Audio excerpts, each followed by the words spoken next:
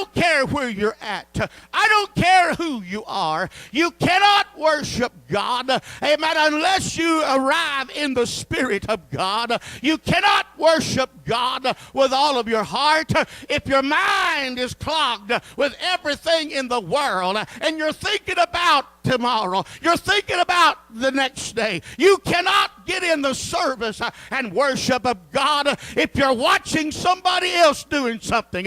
You've got to leave all of that junk on the outside. I still believe it might be a good idea if we put a barrel outside marked junk and trash and tell you that every time you walk in those doors, be sure, first of all, you deposit your junk in the barrel. You're quiet. Nobody's jumping benches.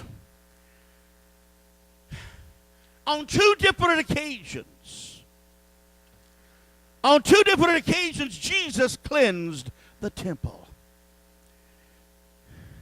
He cleared the temple of the money changers and those who were buying and selling. The first instance of it was at the beginning of his ministry in John chapter 2. You can read that later. Jesus had gone to Jerusalem during Passover. When he went to the temple, he found that it had become polluted with money changers and people who were selling sheep, oxen, doves for sacrificial offerings. Oh, God, help us today to understand that when we walk in those doors, there should be a reverence upon us and in us.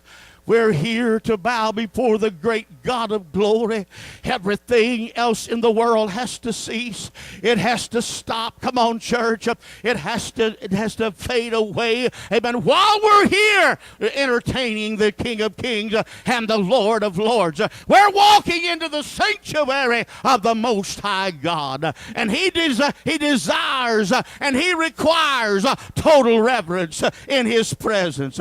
When the priests walked back into the holiest of holies, they could not have anything wrong with them. They had to be up to par with God. Amen. When they walked in the holiest of holies and met with God Almighty, if something was wrong, if something was out of place, God could strike the priest dead, and they would drag him out by his foot with a rope tied to him. Oh, come on, church. But it seems like today, anything in the world is allowed in church anymore. As long as it sounds like and looks religious, we'll clap our hands and we'll say it's all right. But I'm going to tell you something. Some things in the house of God is not all right.